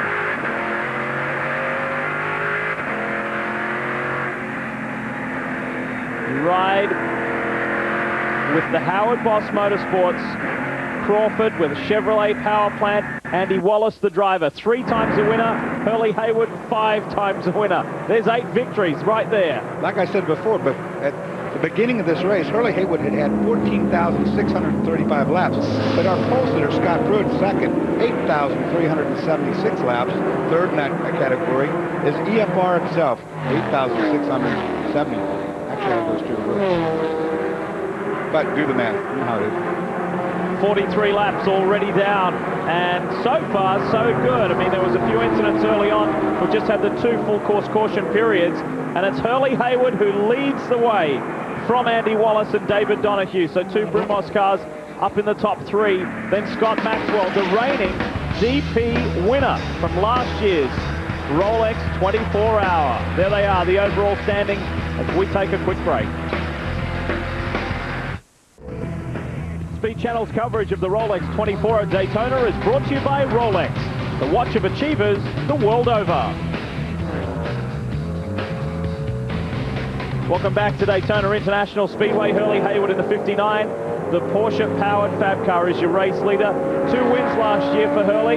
It came very early on in the season. Then they struggled late in the season to finish kind of on a high note. They're looking to start this season in the best possible way. They lead this race at the moment, and Hurley was very instrumental in this new drive for a new category, the Daytona prototype class. Last year, we only had 6 cars here, nearly 3 times that amount 12 months down the track right here today, with 17 Daytona prototypes starting this race. We caught up with several of the drivers and got their views on this new category. When we started last year, you know, we came up with this concept, and everybody kind of looked at us and said, you guys are crazy. I really wasn't sure at first. I thought, oh, maybe they're not powerful enough or they're not fast enough. You get yourself sat in one and they whistle around this track. So really, really good. I think the combination between the size of the tires, you know, the amount of horsepower, the amount of downforce is a good combination. I really enjoy driving the car. Nobody's really done this before. It was a big gamble on their part, but I feel it's paying off. I mean, look how many cars are out there now. It's amazing. I think the growth of the series, to my knowledge, is unprecedented because it started from scratch. Remember, you know, a year ago today, it was still pretty much an idea that people were just beginning to believe that it was a reality. It is very competitive, it's very economical, and it is basically the NASCAR of sports cars, the way I see it, and it's going to work. It's the way sports car racing ought to be able to go flat out from the green flag to the checker flag and fight for every inch on the racetrack for 3 to 24 hours, whatever it takes. And that's really exciting from a driver and a team's perspective. There's no pacing yourself in this anymore. And they're not exactly pacing themselves at the moment either. They're going at it hard at it. Top 13 positions all filled with Daytona prototypes. The number 2 is in pit lane, and the 21 PTG BMW has lost one of its wheels. If he slows down, he'll catch up with him and put it back on. But I don't think he knows that. Second time we've seen off. Whoa, look at this. Ooh, that's not good. Slow down, let that wheel catch up. It has been a tough day for PTG BMW with Bill Auberlen. Well, he's more fortunate. At least he's not too far from pit lane. He'll get back. The whole idea to run 2 cars was to have one in reserve, and smart move on behalf of team principal Tom Milner, because they may be calling on that second car, because the 21 has hardly had a successful day so far. There sits the wheel and tire combination. Here is the real-time replay. Talk us through, Dorsey. Oh, well, look here. Yeah, it's come off already. He blew through the chicane. That's very, very smart right there. That was chicane. If he'd have turned through there, he's trying to get back to the pits the quickest way he can. There goes the tire and the wheel. And now he's going to get back. He is in the pits right now as we speak. That was probably a smart. Now he's going to be penalized for blowing off the chicane, maybe a lap. But it's better than being broke down out on the racetrack, which would be several laps.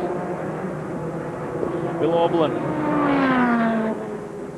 Rolex Series GT champion 2 years ago, reigning touring car champion of the Speed World Challenge. And here is the 27, Doran Lister.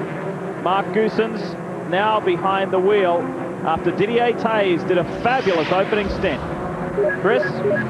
Didier, you guys had to start 31st because of that technical infraction in qualifying. Tell us a little bit about coming through traffic. I know you had some concerns earlier in the day. It's always difficult to start in the middle of the pack.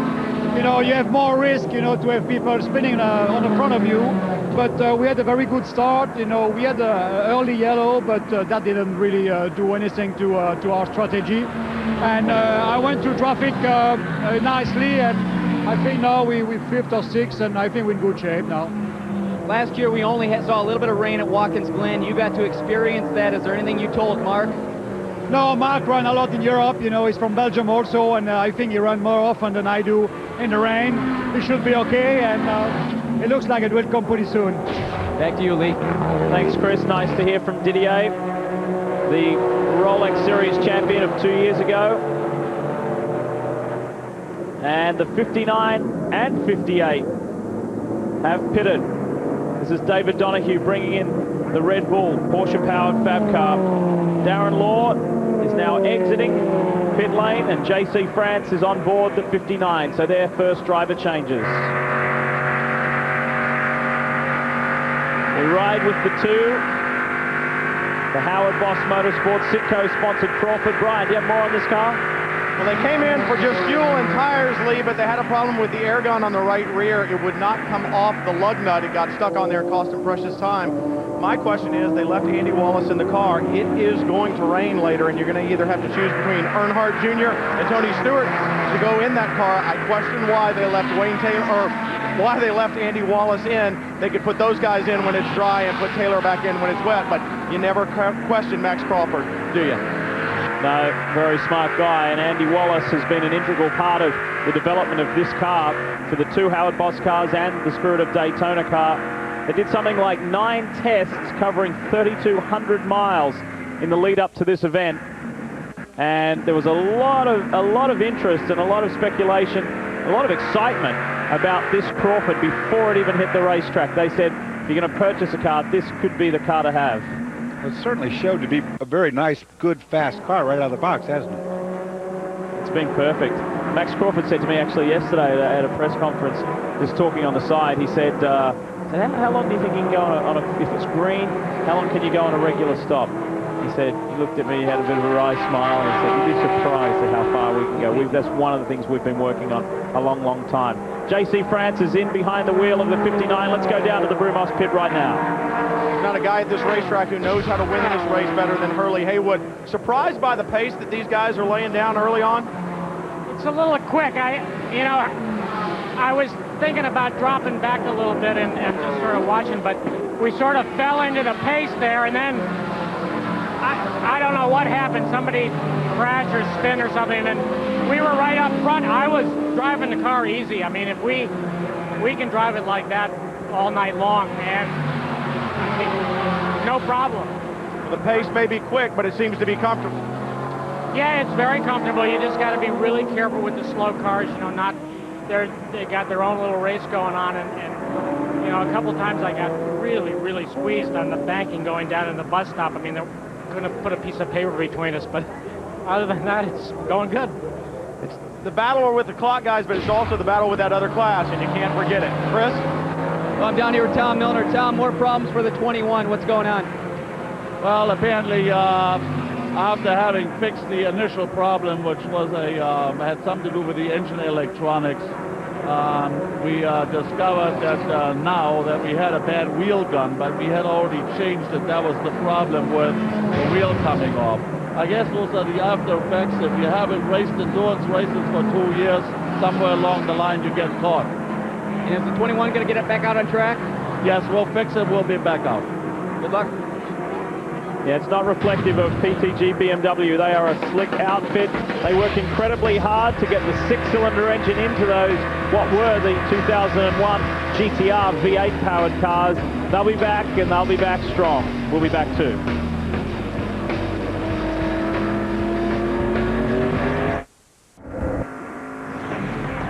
As always, on Sunday nights, 7 p.m. Eastern, you can catch the latest in news from the world of motorsport. Speed News, Sunday, 7 p.m. Eastern, right here on Speed. We ride on board the 15 Essex Racing Ford-powered Multimatic, and it's time for one of our favorites, and I hope it's one of your favorites, the sounds of speed. Turn it up and enjoy.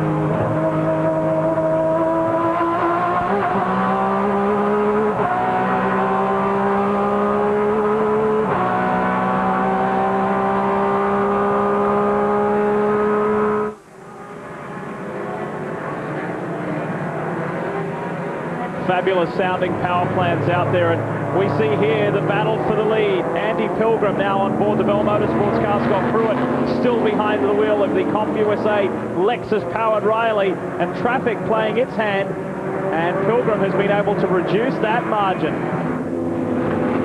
good tussle up top. Here is the BMW-powered Fab car. Look at Pilgrim going for the lead, looks for the inside run. They come past the Doncaster SGS Porsche. Andy the low line, Pruitt the high line. Guys duking it out pretty good here. We're right on board. There's another car to the top of us. Of course, they're all aware of that. See what happens down in the brake zone. Pilgrim now up in front as he comes past the Southern Motorsports BMW Fab car with George Robinson on board. Great to see George back in the series as well. And he's teamed with old partner Jack Baldwin. You're on board with Scott Pruitt, though. He's taking this fight back to Andy Pilgrim.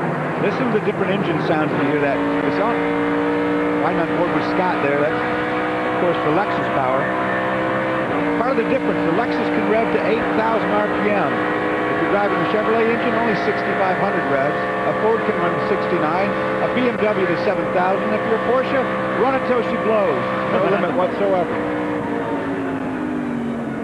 You're looking at Andy Pilgrim for Bell Motorsports, who played a hand in the championship last year, assisting Forrest Barber and Terry Borchella. He came on board for the team and did a wonderful job when things got tight as far as the championship was concerned, and lended a hand.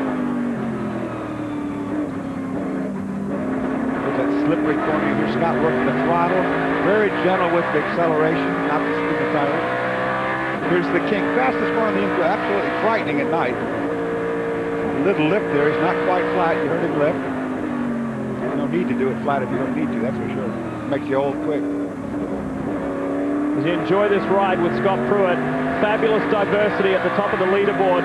You've got a Pontiac-powered Doran leading, from a Lexus-powered Riley, from a Porsche-powered Fab car, a Lexus-powered Doran, then a Chevrolet-powered Crawford, followed by a Porsche Fab car and a Pontiac-powered Riley. The mix is working. Absolutely working. Let's get it down to the pits and Brian Till. One of the rising stars of Grand Am just got out of the car. In this Rolex series, you stepped out of that 45 Daytona prototype, Gunnar Jeanette. How are the conditions on the track right now? It started out, it was a little loose, and then it just got a little worse, and we came in on the caution, didn't change tires, so at the end it was pretty slippery. And you got some pretty big names following you later. You got Petty, and then you got some guy named Paul Newman. How's the track going to be for those guys? Well, you never know. The skies are changing pretty rapidly here, and there's a little bit of rain falling now. So Mike Brockman just got in the car. You never know what it's going to be doing in an hour or two. So, you know, for some teams, they're hoping for rain. If the car's good, I normally like the rain. So we'll see what happens, but you just never can tell. I can tell you, Petty and Newman may not do a lot of racing, but they are good. I watched Paul Newman last year at Lime Rock in the rain. The man, he can still pedal one of these cars, Lee. Yeah, and he just says it gives him such a lift, gives him such a thrill to be behind the wheel. So long as he can still get into the car and get out of the car and do a fair job, he'll continue to do it. It's a real thrill for him. Time for us to take a quick break, when we will return to Daytona International Speedway. It's Andy Pilgrim for Bell Motorsports who leads the way overall and in Daytona Prototype. For GT, some fabulous scraps going on there. Ian James in the third Racers Group Porsche. He leads the way at the top there from Philip Peter and Robin Liddell for Orbit Racing.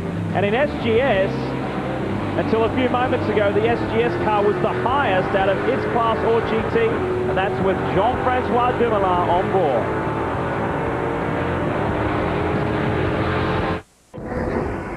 Two hours down, just 22 to go. And it's been an eventful start with Joe Kunz in the Arsko Motorsports Porsche nailing the wall, and we feel he may have received some help to get into that position. It was a tough start to the day for those guys.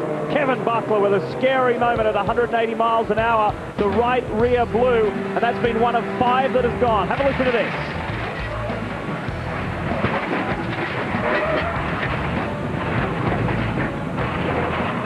Kevin, being one of the great characters in this sport, got out, had a laugh and said, well, it's going to happen anywhere. That was a good spot too.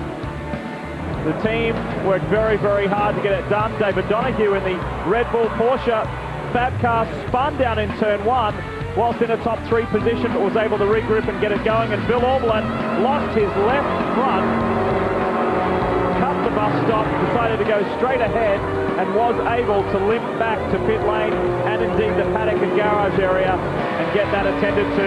And then just recently we saw a great scrap for the lead with the Kodak Bell Motorsports Daytona prototype.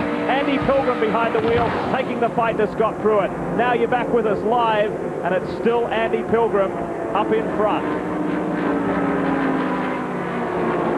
Scott Pruitt is behind him, and then Didier Tays for Doran Lister Racing. Look how dirty the windscreen is on that car.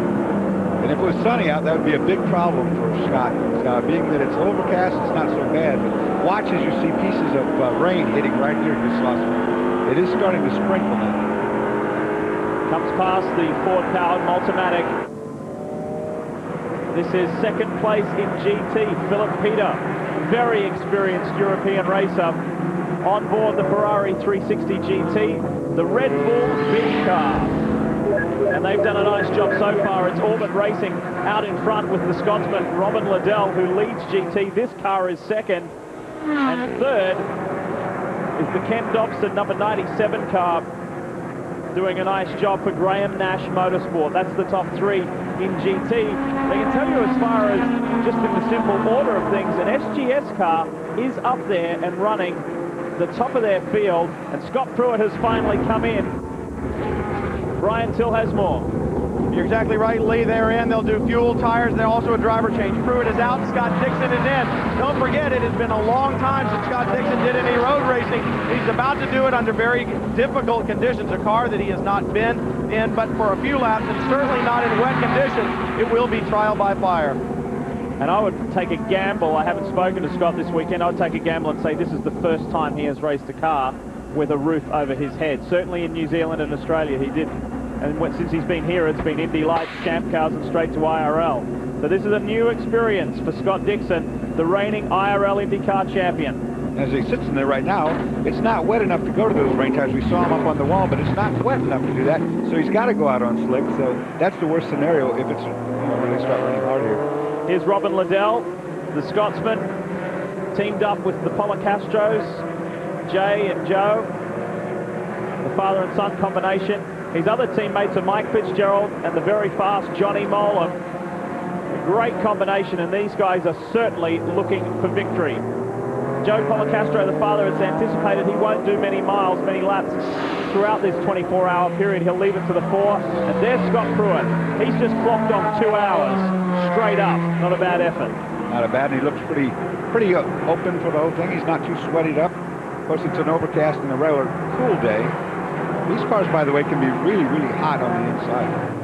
Seen that talking with the team and with Max Pappas. Getting back to what I was saying about SGS, if you just do the straight-out order, an SGS is second in comparison to the GT car. So the GT car is the highest in the running at 14th. In 15th is this car. It's the Doncaster racing car with Dave Lacey behind the wheel, the team owner's son. John Lacey runs a very nice operation up there. They've just picked up some new sponsorship with Mindstar. I should say also the SGS car, it can win. It really can. It's got one advantage. It carries more fuel. In fact, carries 25 gallons compared to a GT car's 17 gallons, or a Daytona prototype is 24 gallons. So it carries the most fuel. And here is Andrew Davis for Fox Hill Racing. Beautifully designed car. This design, in fact, was done by Mike Borkowski's brother. He's a graphic artist and has done a lovely job with this car. And for Mike Corley, who's relatively new to pro racing, who is the Fox Hill team owner, he's done a wonderful break. And as soon as Scott Pruitt is finished debriefing there in the Ganassi pit, our Brian Till will talk to him. The reigning Trans Am Series champion. We'll hear from him up next.